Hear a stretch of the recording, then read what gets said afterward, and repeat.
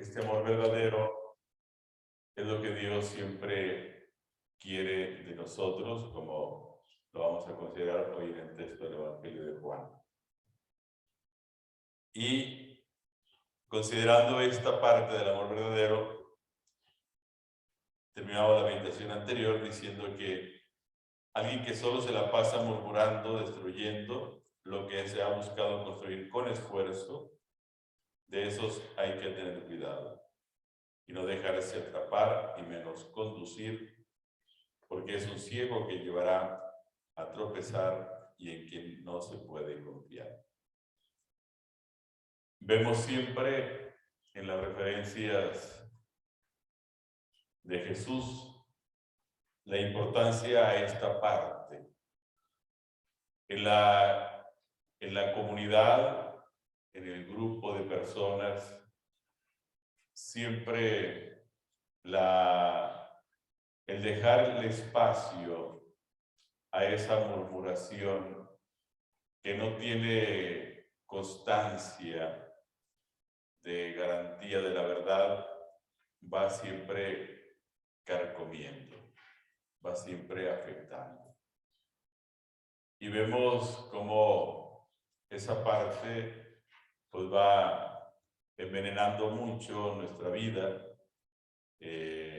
nuestra relación con los demás. Y tenemos que tener pues en eso un absoluto cuidado, porque luego vamos dejando que esas actuaciones, tanto de uno como de alguien en la comunidad, se manifiesten sin poner un límite, un alto, y vamos dejando que eso vaya afectando.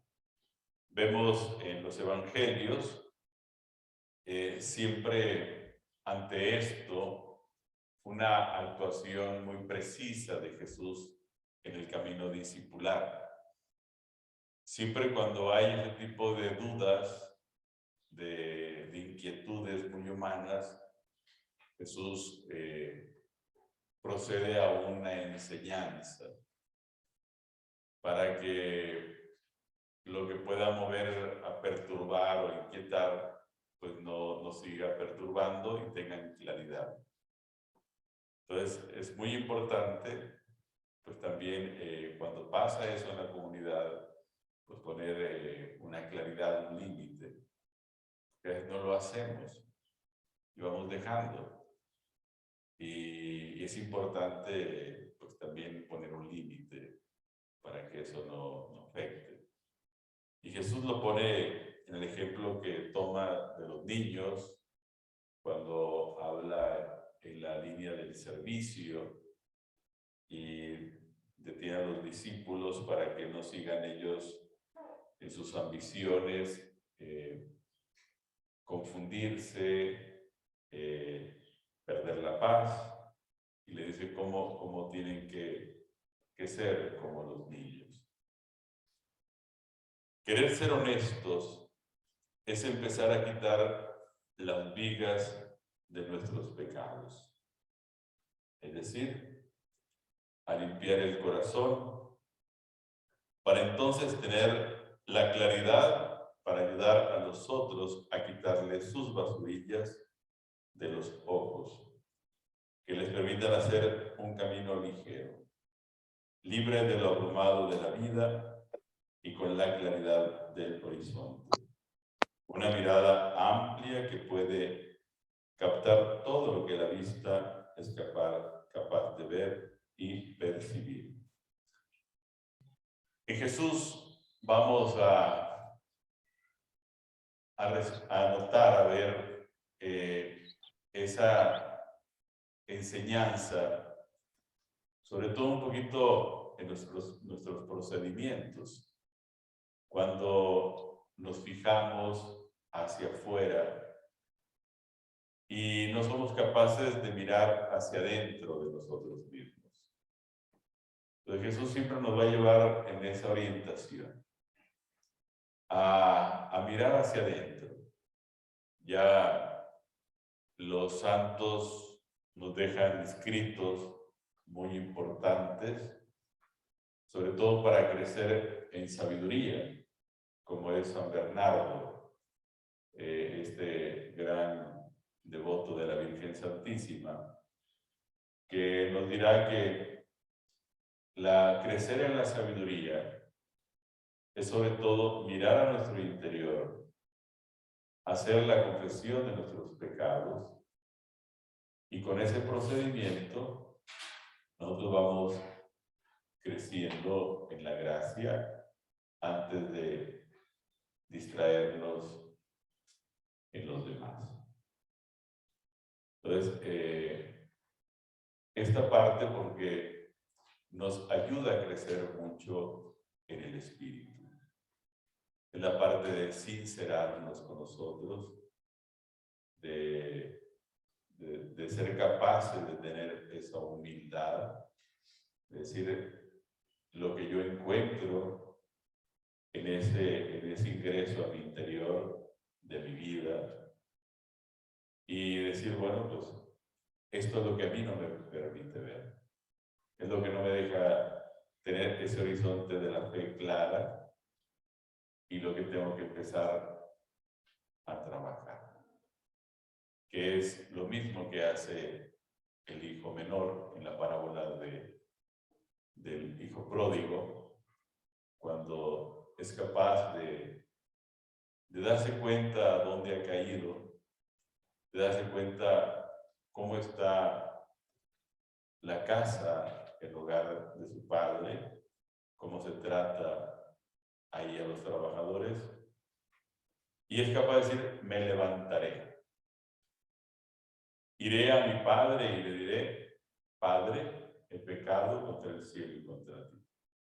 Ya no merezco llamarme hijo tuyo.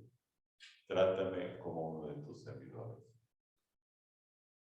Eso que refiere en esta parábola de Lucas, y que después lo tendremos en esa explicación de el publicano y el fariseo, uno que se justifica a sí mismo, que se no ve como aquellos, como ese publicano, y el publicano diciendo, Señor, apiádate de mí, perdona mis ofensas, y no era capaz de levantar la mirada, sino estaba compungido, adolorido, y para decir qué es lo que vale, sobre todo lo que vale ante Dios. Porque si Dios viene a perdonarnos, si Dios viene a reconciliarnos, pues tenemos que aprovechar. La soberbia pues no nos permitirá dar este paso de la experiencia de la misericordia. Entonces muchos de nosotros, de diferentes formas, a veces nos quedamos encapsulados en la soberbia. Y tenemos la gran oportunidad en la verdad de decir, esto es lo que hay en mi vida. Y es la oportunidad de sanar, de levantarse, de reconciliar y seguir de una forma sana creciendo. Entonces hay que ver qué es las basurillas que hay que quitar de nosotros que nos hace empezado el caminar, como ya decíamos esta mañana en la meditación, porque mi carga es ligera y es fácil de llevar. Hay que ver cuáles son las cargas que nosotros traemos y que hay que quitarnos. Se nos invita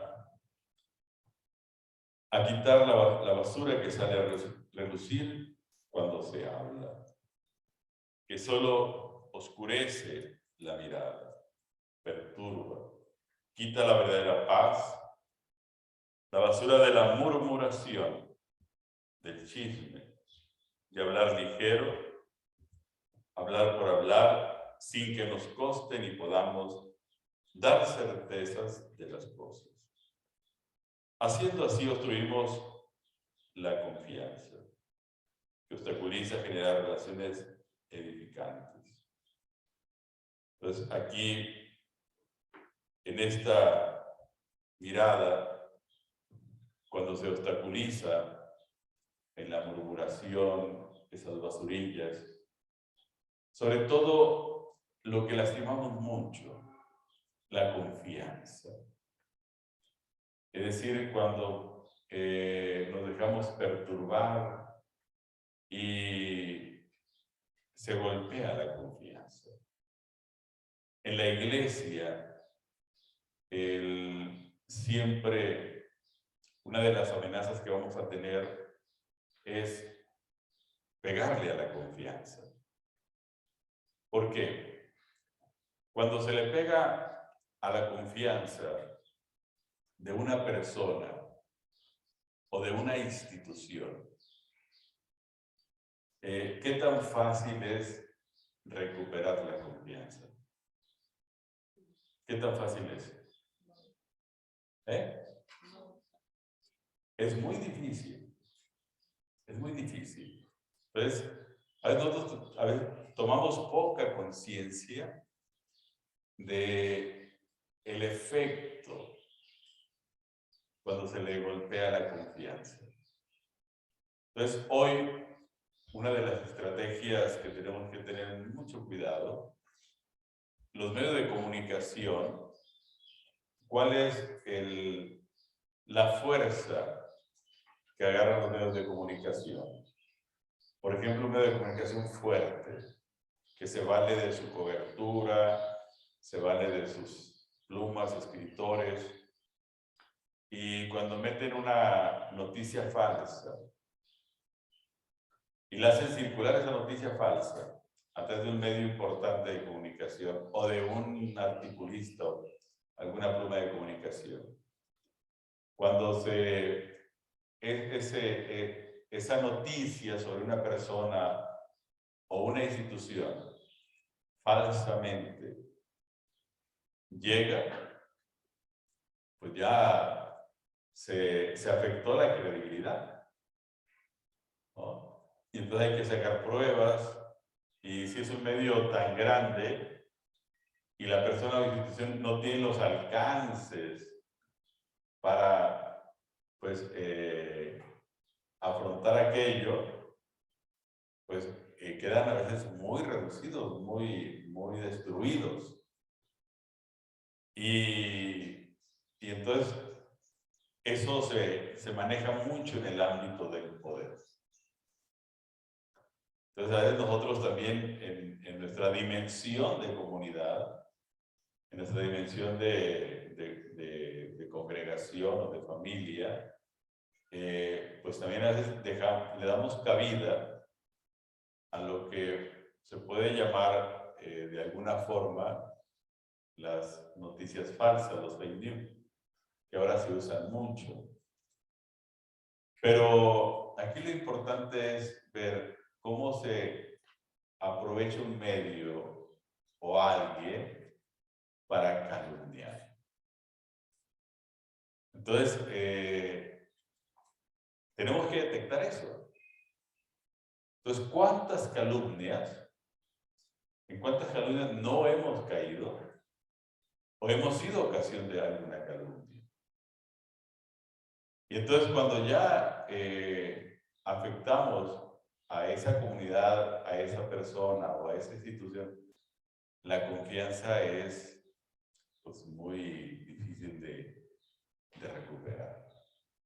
Y en la iglesia pasa eso.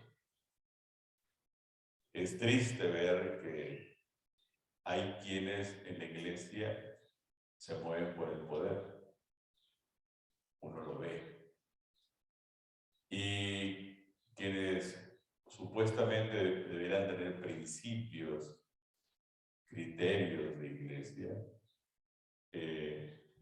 sus posicionamientos van por encima de la iglesia. Y entonces se valen de recursos como de los medios para afectar. Entonces, en eso tenemos que estar muy despiertos y el espíritu también va moviendo, ¿no? que al final de cuentas son los padecimientos que tiene Jesús, ¿no?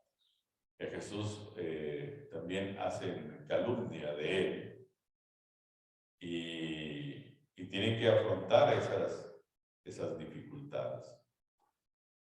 Entonces, un corazón limpio es el que es capaz de mirar a Dios, es el corazón que necesita nuestra fe para que nuestra fe pueda caminar aprovechando todas las manifestaciones constantes de Dios, que luego no vemos por tanta basurilla, de un corazón que hace falta limpiar de maldad. Lo que ya en la liturgia, lo que San Pablo nos está recurrentemente diciendo en sus textos, de sus diferentes cartas, la levadura que está, lo que se prepara libre de maldad. Entonces, ¿qué contiene la maldad? ¿Cuáles son las características de la maldad? ¿Qué es lo primero de la maldad?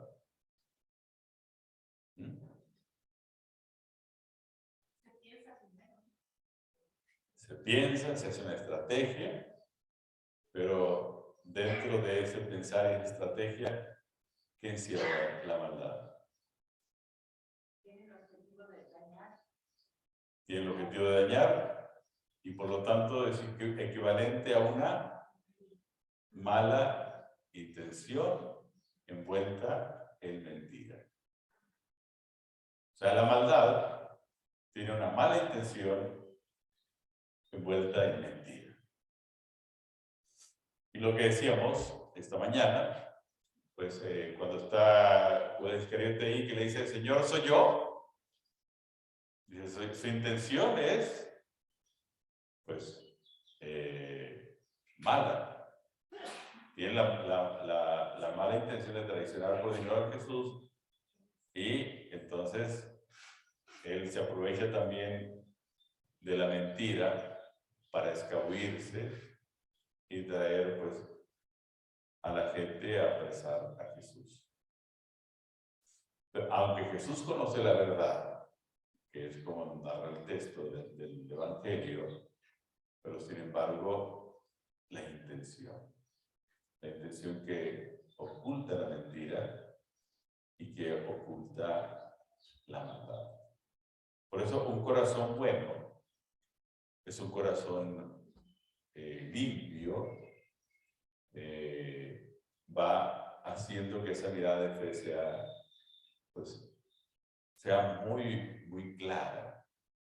Y por eso una ventaja que tienen ante Dios las almas inocentes, aunque digamos que son tontos o tontas, tiene una gran ventaja las almas inocentes, porque hacen fluir la bendición de Dios, porque Dios ve su buena intención, la confianza que tienen. De las almas limpias siempre van a traer la bendición de Dios. Y una congregación, la iglesia, cuando tiene almas limpias, pues trae esos favores de Dios. Jesús lo dirá. Dice, sean como niños para que se manifieste el reino de Dios. Entonces, esa es la ventaja que vamos teniendo. Aunque tengamos un proceso de madurez, de crecimiento, sí es necesario para formar en el corazón tener un corazón limpio, un corazón bueno. Entonces la pregunta es,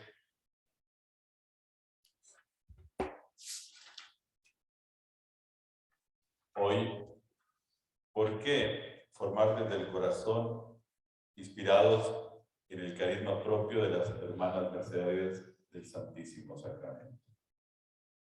¿Por qué formar desde el corazón, inspirados en este carisma propio que ustedes han recibido? El Espíritu, en su llamado, les ha impregnado esta gracia. Son portadoras de un servicio, de una misión.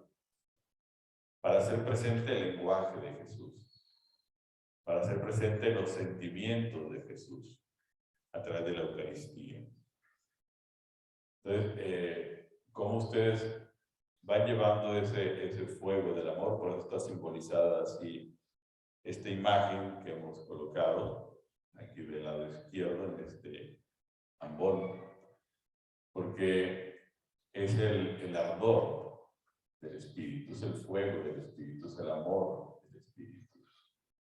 Entonces, ¿cómo tocar los corazones? ¿Cómo llegar a las diferentes generaciones? Y cómo transmitir ese lenguaje de Jesús hoy. O sea, hoy ha cambiado el lenguaje.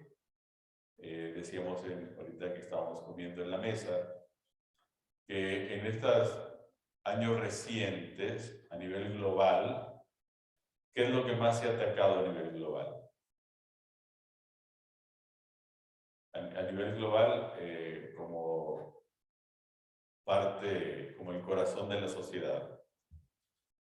Se ha tocado las familias. Entonces, ¿qué hay que volver otra vez a retroalimentar? Las familias. Entonces, hoy vemos mucha dispersión en los espacios donde los diferentes miembros de la familia se mueven, sea hijos, papás, dispersos. Entonces, falta mucho la integración, la congregación, la participación.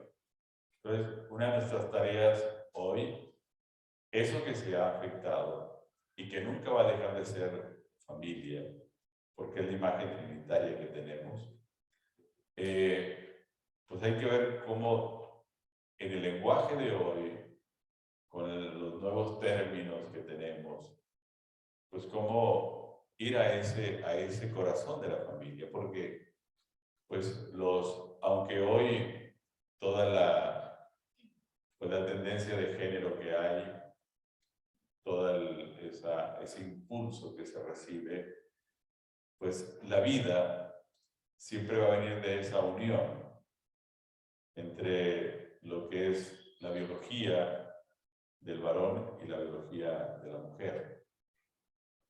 Y la vida, esa unión del hombre y la mujer. Entonces, allí se va a gestar la vida. Entonces, ir a esa gestación de vida. ¿Y por qué? Porque en esos espacios es donde se va a seguir manifestando el Espíritu de Dios. Entonces, donde Él se va manifestando el Espíritu de Dios, donde nos va dando esa novedad de lenguaje. ¿Por qué? Porque el ser humano, pues, busca esa experiencia profunda que le dé sentido a la vida, que le dé alegría a la vida. Entonces, aunque las personas en su libertad busquen experiencias diferentes, muchas experiencias no les van a llenar. Y entonces tenemos que estar atentos a cómo pues, las personas van en busca de ese encuentro de vida, de esa experiencia de vida. Y aunque aparentan pues, ocuparse, bailar, divertirse, al final de cuentas es la experiencia profunda que vamos teniendo. Entonces, como el ser humano, al ser un ser de convivencia, pues tenemos que ver hoy cómo queda la experiencia de las personas. Y tenemos que ir ahí, porque ahí se manifiesta, hay la posibilidad del Espíritu. Y el Espíritu siempre nos va a dar ese horizonte nuevo de vida. Entonces, es muy importante, pues, el reto que tenemos hoy como congregación en el carisma para tocar el corazón de las personas. Dios, ¿en quién va a fijar su mirada, Dios? Ahorita hablábamos de un corazón limpio que pueda tener esa mirada de fe para ver las manifestaciones de Dios. Lo que mirábamos esta mañana. Ahora la pregunta es, ¿en dónde va a fijar Dios su mirada? Dios va a fijar su mirada en ese corazón del hombre para definir la relación que establecerá con cada uno de nosotros. Entonces, ese va a ser el termómetro que vamos a tener en nuestra relación con Dios. Es un termómetro, porque en esa medida del corazón limpio es donde Dios va a fijar la mirada.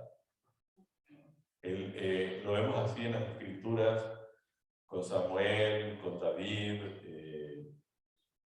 lo que se dice de la misma Virgen María, de los apóstoles, de Abraham, ese corazón bueno, ese corazón donde hay espacio para Dios.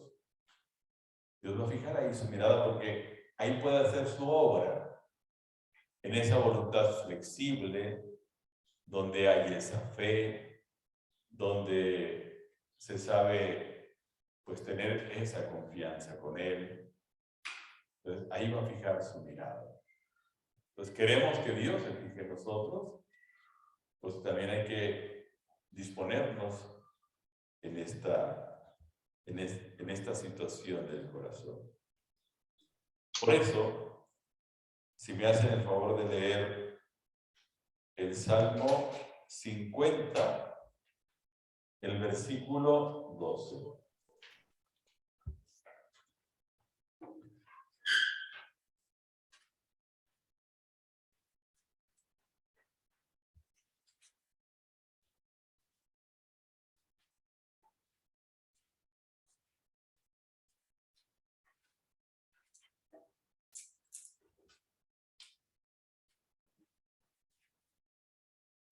¿Alguien que lo quiera leer? Si hambre tuviera, no habría de decírtelo, porque mío es el orbe y cuanto encierra. Bueno, en esa traducción hay que pasar al Salmo 51. Ya acaba de leer, ahí vean, en esa traducción el Salmo 51, versículo 12. ¿Sí? Crea en mí, oh Dios, un puro corazón, un espíritu firme dentro de mí renueva. Entonces, David, cuando sufre el quebranto de su infidelidad, no solamente de él con Dios, sino el hogar que afecta, con Urías, con Betsabé, es ese hogar en el que él se entromete por la seducción de sus deseos, sin importarle lo que está destruyendo, aprovechándose de un ejercicio de poder que tiene como rey, en la estrategia de mover a Urías, y Urías inocente cuando va al palacio del rey, lo emborracha, y no se quiere ir a dormir esa noche con su esposa porque ya está embarazada, porque cometió infidelidad con David. Y dice, no, ¿cómo es posible que todos mis compañeros estén peleando en guerra y yo vaya a disfrutar de este placer con mi esposa? Entonces, es la inocencia, es la buena intención. Entonces, David pues pasa por este quebranto que Dios no deja pasar por alto. Y a través del profeta Natán le hace ver ese pecado tan grave que David dirá: el pecado contra el Señor. Y el Señor le da una serie de opciones también de reparación del pecado. Y entonces, en varias ocasiones, Dios le manifiesta a David las opciones de reparación del pecado. Y entonces, en esta ocasión, el hijo que se concibe, pues tiene que morir. Y aunque David se la pasa ayunando, no logra pues mover el corazón de Dios, porque sabe Dios que no es algo pues pasable.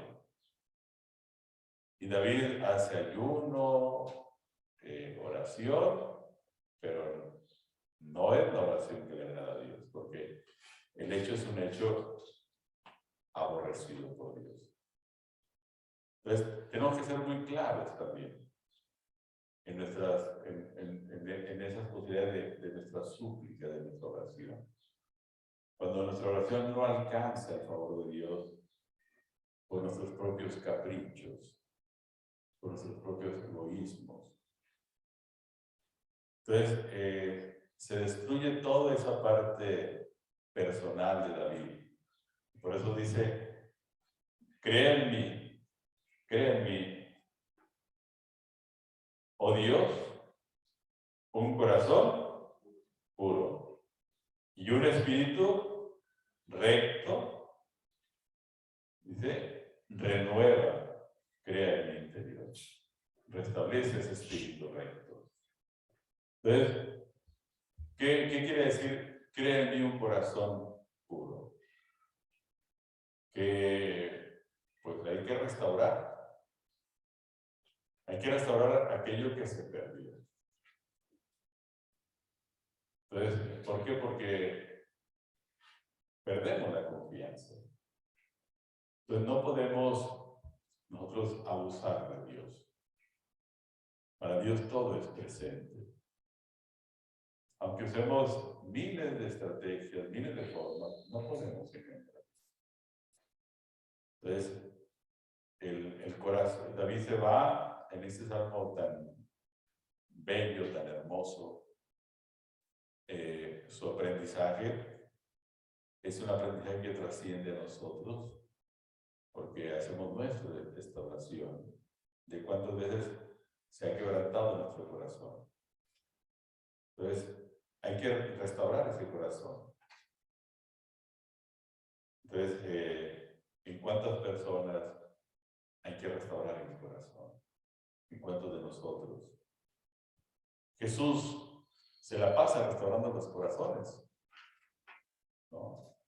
De María Magdalena, de Zaqueo, de la Samaritana, de todos esos pecadores que se acercan a él. Jesús se la pasa reparando corazones. Lo podemos decir en un lenguaje muy sencillo. Y el encuentro de Jesús con las personas que lo critican, porque se acerca con publicanos y pecadores, Jesús lo que quiere es restaurar los corazones de aquellos que se han desviado en el camino. Entonces, este proceso es para ver qué hay que restaurar de nuestros corazones. Quien quiera leer el Salmo 50, versículo 17.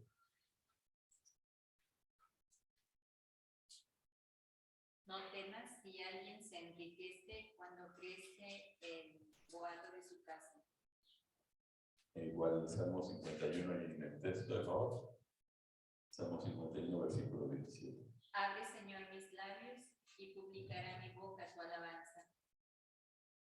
¿Es el Salmo 51? Sí. ¿Sí? ¿Y el 50 cómo lo tienes ahí? El que leí primero. Ah, bueno, la traducción es diferente. Dice, ¿quién tiene otra traducción? Tú que detestas la doctrina y a tus espaldas echas tus palabras. Bueno, el Salmo 50, bueno, ya hay un poquito ahí de variantes. Dice, un sacrificio agradable a Dios es un espíritu quebrantado y un corazón quebrantado. ¿Quién tiene la traducción esta? Ah, que se dice, Ok, entonces 19. Si lo pueden leer. Dice, Dios quiere el sacrificio de un espíritu contrito, un corazón contrito y humillado. Oh Dios, tú no lo desprecias. Muy bien. Entonces, esta expresión es muy hermosa porque el texto en griego, ¿qué dice? como escuchábamos en la mañana del texto de Mateo 11:29, dice, carguen mi yugo sobre ustedes y aprendan de mí, que soy manso y humilde de corazón. Entonces, en este Salmo 50, versículo 19, como ustedes tienen, dice, un sacrificio agradable es el espíritu y un corazón quebrantado y humillado, tú no lo desprecies. Entonces, esa sabiduría del corazón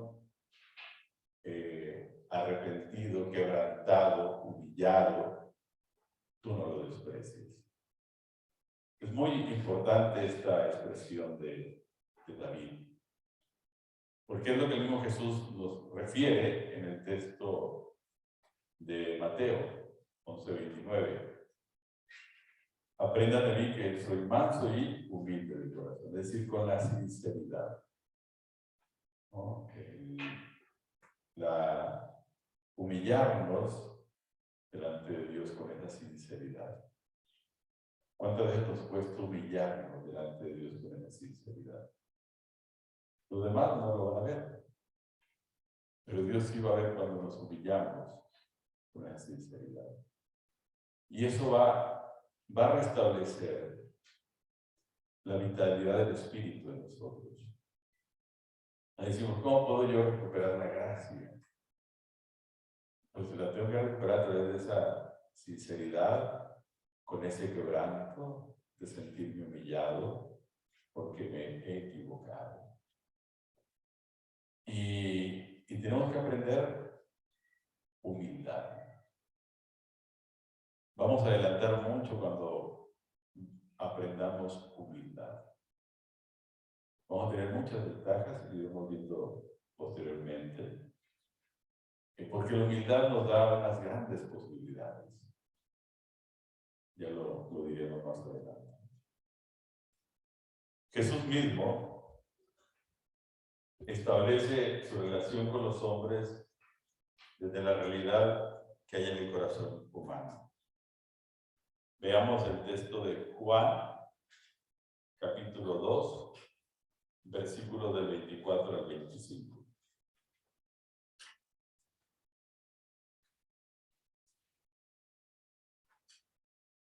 Juan capítulo 2, versículos 24 al 25. ¿Quién quiere leerlo de favor?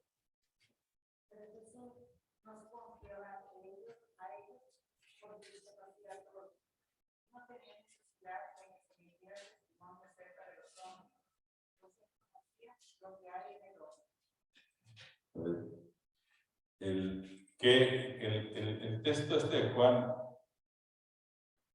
2, 24, 25, al decirnos que no necesitaba el testimonio de los hombres, pues, que los conocía, y sabía lo que había en cada hombre.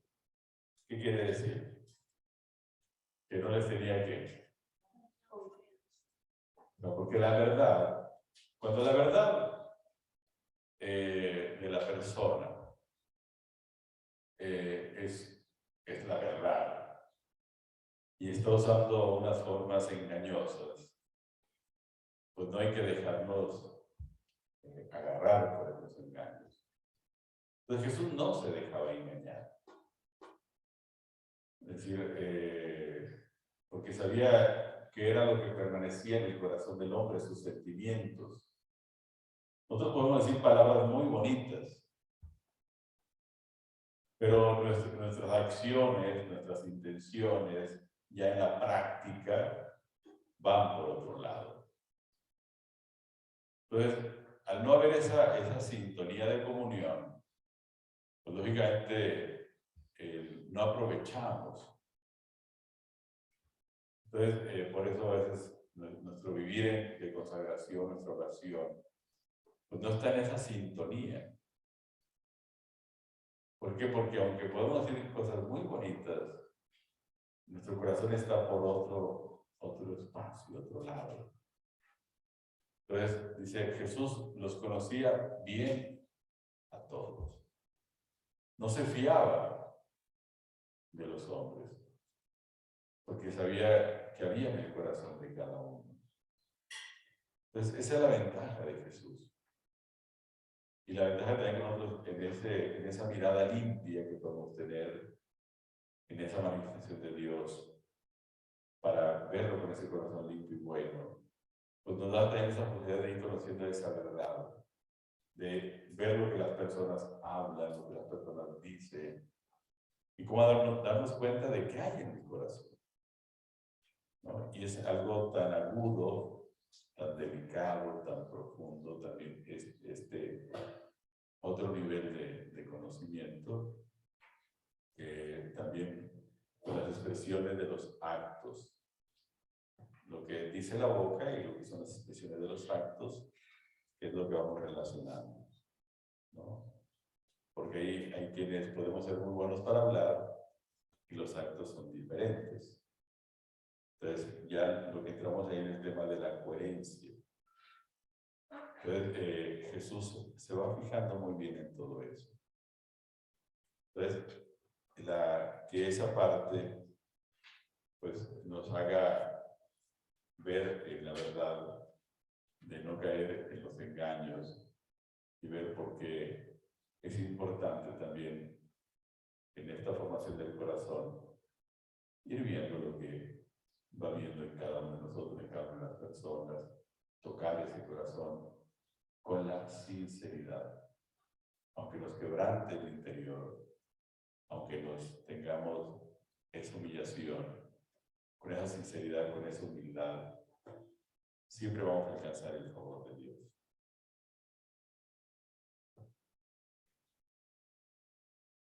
En el nombre del Padre, del Hijo y del Espíritu Santo. Amén. Padre nuestro que estás en el cielo, santificado sea tu nombre. Venga a nosotros tu reino. Hágase tu voluntad en la tierra como en el cielo. Danos hoy nuestro pan de cada día, perdona nuestras ofensas, como también nosotros perdonamos a los que no nos dejes caer en tentación.